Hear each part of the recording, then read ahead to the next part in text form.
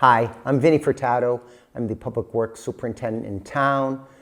I thought I would give an update to the population as to the timetable, status, what's transpired to date as far as the water filters upgrading.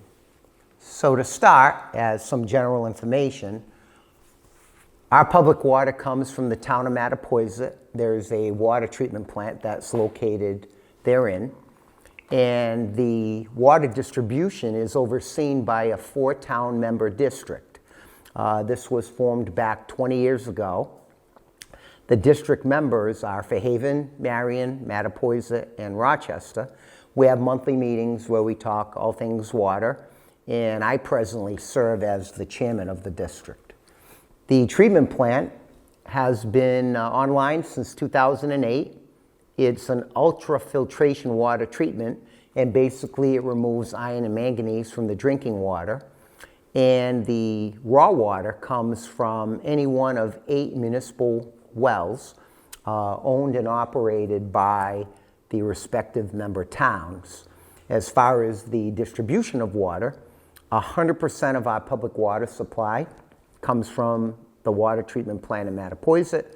90% of the public water supply in Mattapoisett comes from the plant, and about half from Marion. The current filters that are original with the plant, their lifespan was circa 10 years. Exceptional operation and maintenance efforts have allowed the membranes to remain in service longer. But what's currently there, they don't manufacture anymore. As the district has a state water withdrawal permit, and the filters that are there, again, they've been online since 2008, they're not made anymore. In order to move forward, we had to secure state approval. And in order to do so, we had to have an on-site pilot study to duplicate full-scale operation with the same raw water feed that is currently fed to the filtration system. The overall premise of the pilot was to assist the district in selecting the new filter technology that will meet all the required state and federal mandates and obviously be good quality water, and all of that was accomplished. Here's a picture of what the filters look like. If you remember, a few years ago now, 3+ years ago, we had to have, unfortunately, a boil water order because the town doesn't disinfect, the district doesn't disinfect as a matter of practice, because really in the past there was no need. There's no need currently, but as part of this filter upgrade, we are going to be adding disinfection using ultraviolet light. This way we're not adding any kind of chemical addition, and yet the water will be safe for everybody. That's what the ultraviolet light system looks like.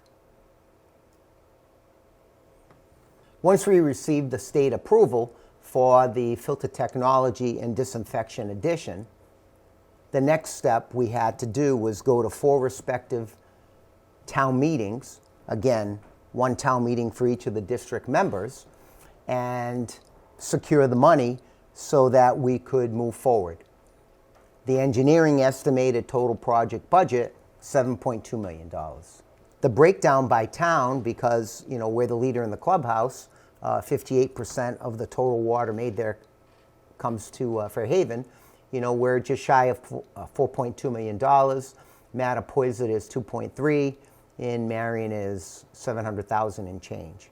The good news about all this is the money that the district borrowed way back when for the design and construction of the plant, that loan is going to come off the books in 2026.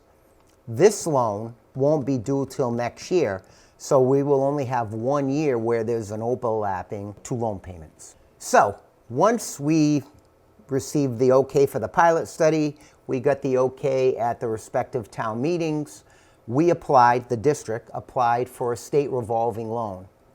The reason why we wanted to go with the state is the max interest rate is 2%. You could get anywhere from 0 to 2%. And sometimes principal loan forgiveness is considered. You only get one shot at the apple every single year, but it makes sense for the ratepayers to do so. Unfortunately, when we first tried this, our application was denied for funding. And it certainly wasn't because the project wasn't necessary.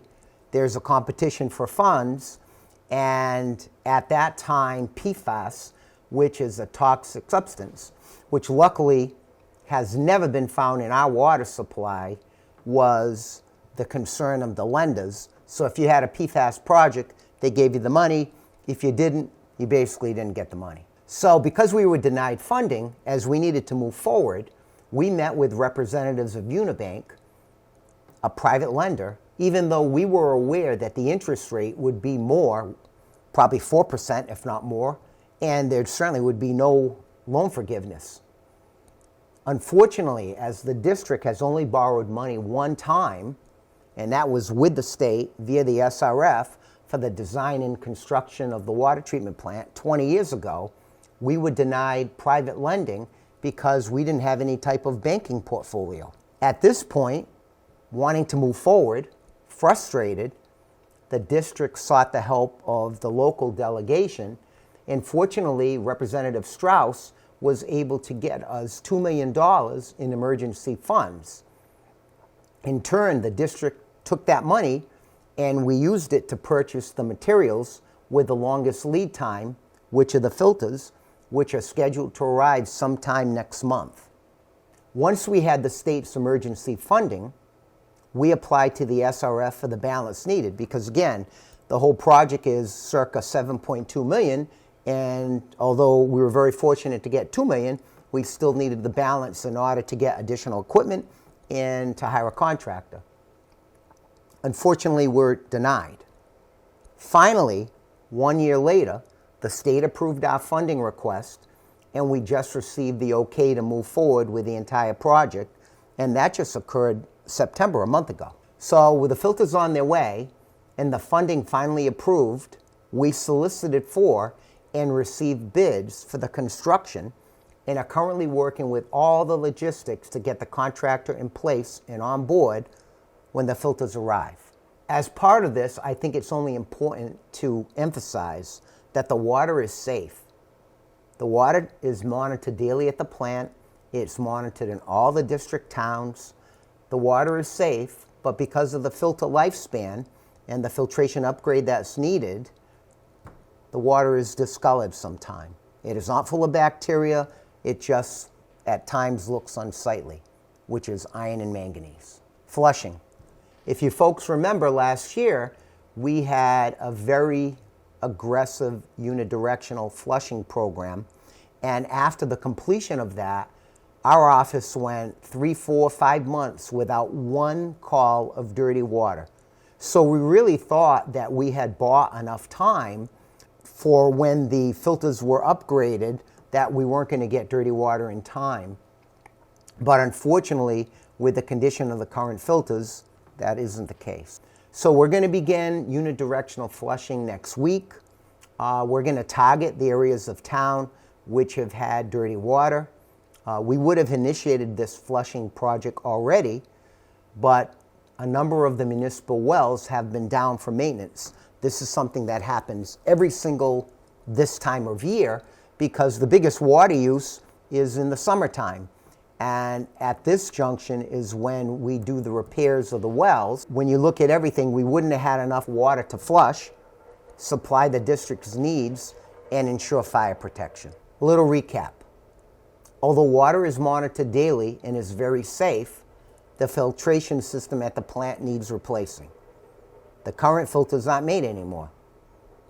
In order to move forward, the district needed to conduct a pilot study to obtain state approval of the new technology, which took place. The state approved the upgrade. The district towns approved the money at their respective town meetings. The district was denied state funding, which is available only annually on 2 separate occasions, and that cost us 2 years worth of time. The district did not qualify for private lending. Representative Strauss' help allowed the district to purchase the filters via emergency funding. The filters are on their way and are scheduled to arrive next month. The district was finally approved funding in September to purchase the additional needed equipment and to complete the construction/installation portion of this effort. And I want to leave you with this because it's very important. If you get dirty water, please do not run the hot water. Run the water closest to your meter, which is most likely outside your home. Please call the water department. We don't know if you have dirty water most of the time unless our office is contacted. Do not dry or use bleach on your laundry if it's discolored. Rather, use iron out to remove stains. Thank you for your time, and hopefully this gives you a little update as to where we were, where we are, and the fact that, we're almost there with the filter installation for the water treatment plant upgrade. Thank you.